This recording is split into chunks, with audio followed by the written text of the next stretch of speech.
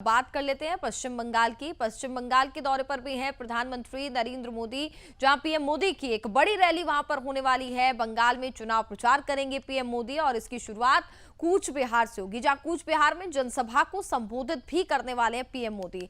हमारे साथ ज्यादा बातचीत करने के लिए हमारी ब्यूरो चीफ संगीता झा इस वक्त जुड़ चुकी हैं। संगीता, प्रधानमंत्री नरेंद्र मोदी की एक बड़ी रैली होने वाली है, महत्वपूर्ण इसे हम कह सकते हैं, चूंकि आगामी लोकसभा चुनाव को देखते हुए साथ ही जनसभा को भी वो संबोधित करेंगे। और बेहद महत्वपूर्ण, कूच बिहार में आज पश्चिम बंगाल की मुख्यमंत्री ममता बनर्जी भी पहुंचने वाली है, यानी कि आमने सामने होंगे पीएम मोदी और ममता बनर्जी। मैं आपको बता दूं कनिका कि ऐसा पहली बार हो रहा है चुनाव के दौरान जबकि सीएम ममता बनर्जी और प्रधानमंत्री मोदी एक दूसरे से महज 30 किलोमीटर की दूरी पर ये रैली करने वाले हैं और दोनों गरजने वाले हैं एक जगह से। आपको बता दें कि कूच बिहार में ये इसके पहले हमने देखा था कि 2019 की जब लोकसभा की चुनाव हुई थी उस दौरान बीजेपी ने यहाँ पर बढ़त हासिल की थी। 8 सीटों में से उत्तर बंगाल में लगभग 7 सीटें जो जीती थी बीजेपी ने जीती थी यहाँ पर। वहीं आज यहाँ पर पीएम मोदी की जो रैली होने वाली है, ये 5वीं रैली है अभी तक की पश्चिम बंगाल में। सुकांत मजूमदार ने इस बात को लेकर कहा है कि ये जो 5वीं रैली है, इसके बाद आप देखिएगा कि किस तरह से हम आगे और भी रैलियां मोदी की होने वाली है और यहाँ की जो जनता है वो बदलाव चाहती है और बदलाव की ओर आगे बढ़ रही है। और आपको ये भी बता दें कि लगातार बीजेपी जो टीएमसी गवर्नमेंट है इसके खिलाफ लगातार आरोप लगा रही है भ्रष्टाचार को लेकर। कहीं ना कहीं पूरी तरह से मतलब बीजेपी आरोप लगा रही है टीएमसी पर और भ्रष्टाचार का मुद्दा लेकर बीजेपी आगे बढ़ रही है। कनिका, बिल्कुल संगीता, ये तो भ्रष्टाचार के मुद्दे की बात हुई है। साथ ही अगर हम बात करें तो संदेश खाली का मामला काफी ज्यादा गर्मा सकता है चुनाव में। और वहीं साथ ही बात की जाए तो जिस तरीके से महिलाओं की सुरक्षा को लेकर के भी यहाँ पर कई टिप्पणियां की जाती हैं, विपक्ष लगातार पश्चिम बंगाल सरकार को घेरता है।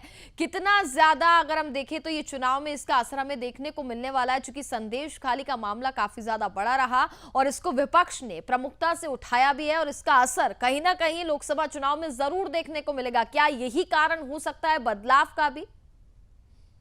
देखिए, संदेश खाली का मुद्दा तो है ही। लगातार आपने देखा कि किस तरह से जब ईडी संदेश खाली पहुंचती है शेख शाहजहां को गिरफ्तार करने के लिए, तो शेख शाहजहां के लोग जब ईडी पर हमला करते हैं, जिसको हमने अपने चैनल के माध्यम से भी कई बार दिखाया है, तो संदेश खाली का मुद्दा तो है ही। वहाँ की जो महिलाएं हैं वो पीड़िता है, वो तो मुखर हो ही रही हैं। वहाँ से जब रेखा पात्रा से कल मैं भी मिली हुई थी, वहाँ के लोगों से मिली, तो वहाँ के लोगों का कहना है कि वो लोग खुद बदलाव चाहते हैं, क्योंकि जो मतलब टीएमसी के द्वारा जो भी अत्याचार, उनका कहना था कि जो यहाँ की सरकार जो है वो जो अत्याचार कर रही है, कहीं ना कहीं उनसे उनको परेशानी हो रही है। और साथ ही ये जो भ्रष्टाचार का जो मुद्दा है, ये भी काफी ज्यादा मतलब असर डालने वाला है टीएमसी के लिए, क्योंकि आपने देखा कि शिक्षक भर्ती घोटाला, राशन घोटाला हो, या फिर आप देखिए कि गाय तस्करी के मामले जो आ रहे थे सामने, फिर आप देखिए कि किस तरह से जॉब को लेकर जो यहाँ की जो जनता है उनका कहना है कि वो बच्चों को यहाँ पढ़ा लिखा तो रहे हैं लेकिन जॉब यहाँ पर नहीं है, हमें बच्चों को बाहर भेज देना पड़ता है। तो ये सारे जो मुद्दे हैं जिसे लेकर बीजेपी आगे बढ़ रही है, तो इससे कहीं ना कहीं बीजेपी को फायदा होगा।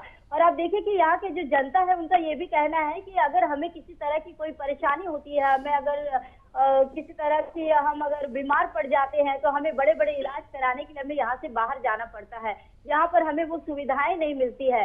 हम जो सरकार के द्वारा जो 500 या 1000 रुपया दिया जाता है, इससे हमारी जिंदगी नहीं चल सकता है, क्योंकि हम फ्री की चीजों से हम कितना दिन चलेंगे। हमारा पैसा ही हमें दिया जा रहा है, हम जो टैक्स दे रहे हैं वही हमें दिया जा रहा है। तो ये जो फ्री के जो चीजें मिल रही है, इससे हम चल नहीं सकते हैं। हमें रोजगार चाहिए, हमें यहाँ पर अच्छी सुविधाएं चाहिए, जिसके साथ हम यहाँ पर रह सके।